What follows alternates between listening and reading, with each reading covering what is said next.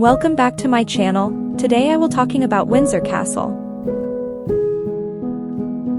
But before to start, don't forget to subscribe to my channel and press like. Windsor Castle is the oldest and largest occupied castle in the world. It is open to visitors throughout the year. Celebrate the Platinum Jubilee with us this year. Founded by William the Conqueror in the 11th century, it has since been the home of 39 monarchs.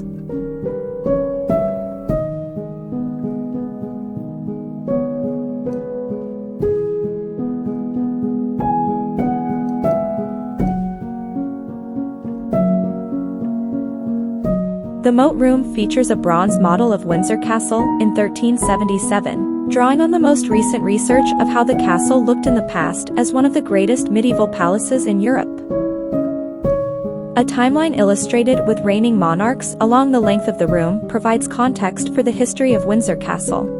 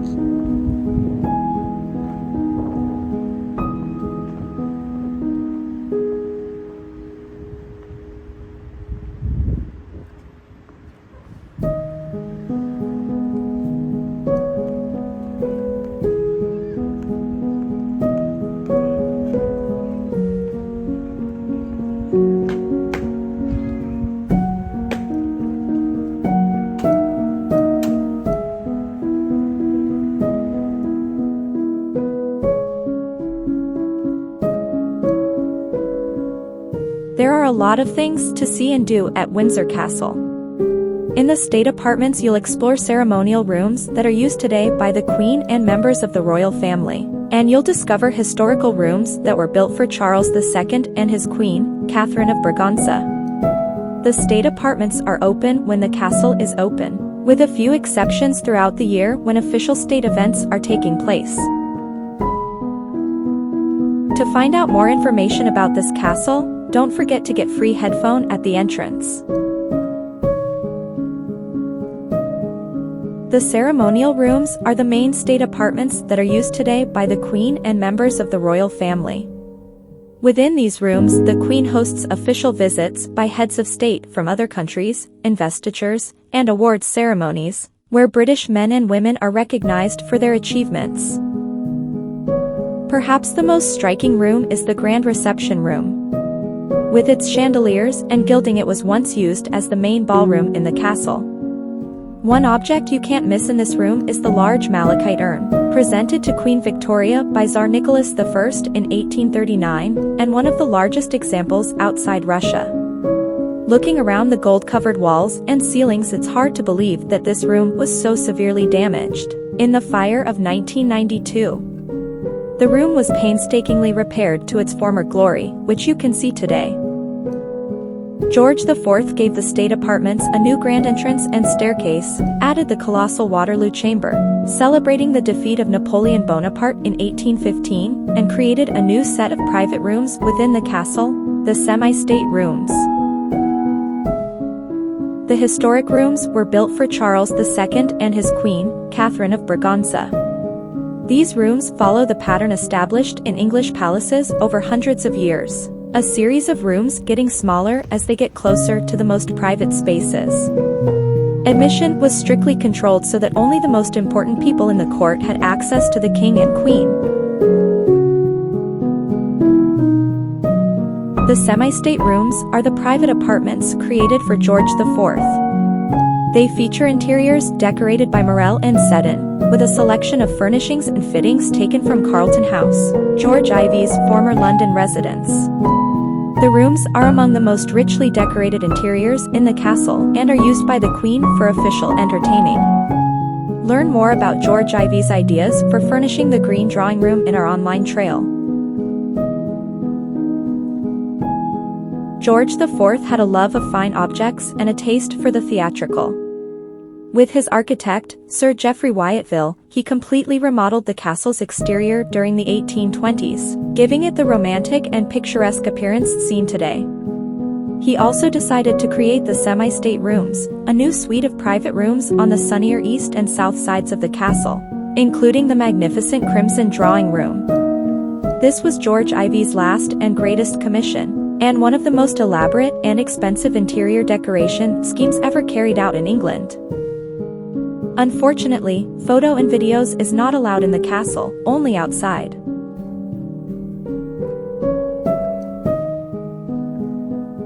We can also find in the castle Queen Mary's doll's house. Queen Mary's doll's house was built between 1921 and 1924 for Queen Mary, wife of George V, by the leading British architect Sir Edwin Lutyens. It includes contributions from over 1,500 of the finest artists, craftsmen and manufacturers of the early 20th century. From life below stairs to the high society setting of the saloon and dining room, and from a library bursting with original works by the top literary names of the day, to a fully stocked wine cellar and a garden, created by Gertrude Jekyll, no detail was forgotten. The house even includes electricity, running hot and cold water, and working lifts. Each room is fully furnished and waiting to be explored.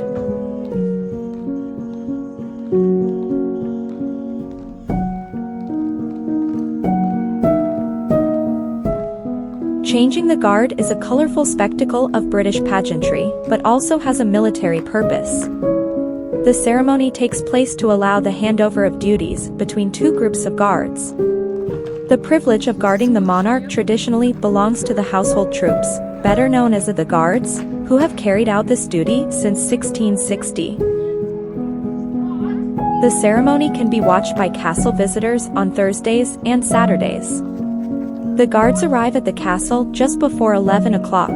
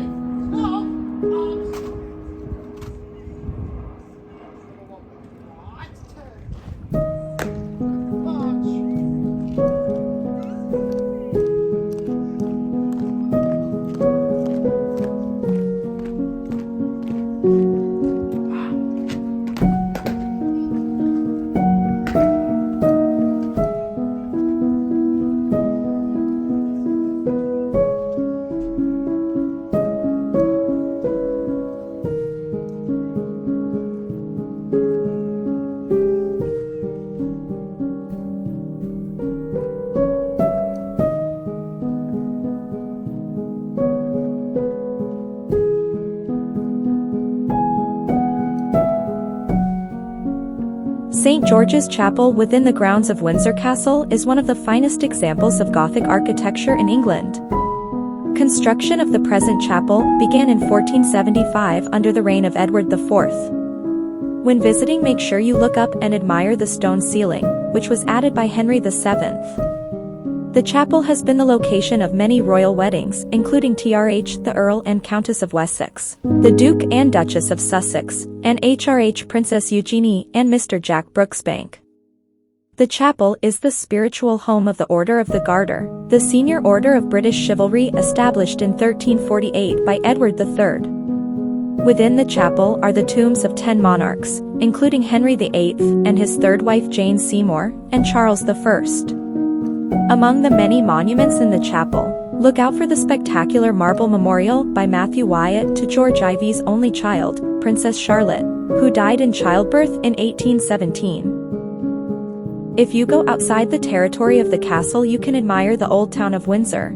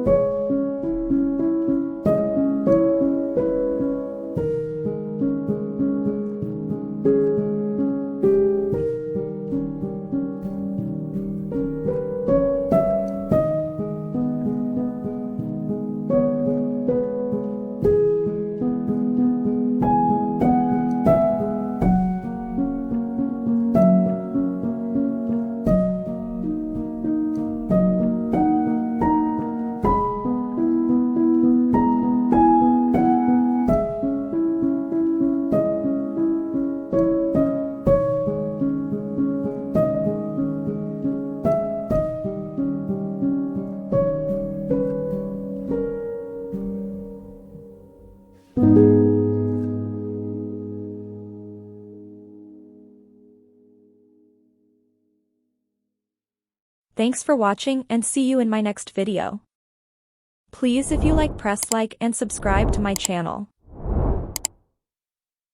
I'm also waiting for what you liked the most and what you didn't like in the comments. Thanks.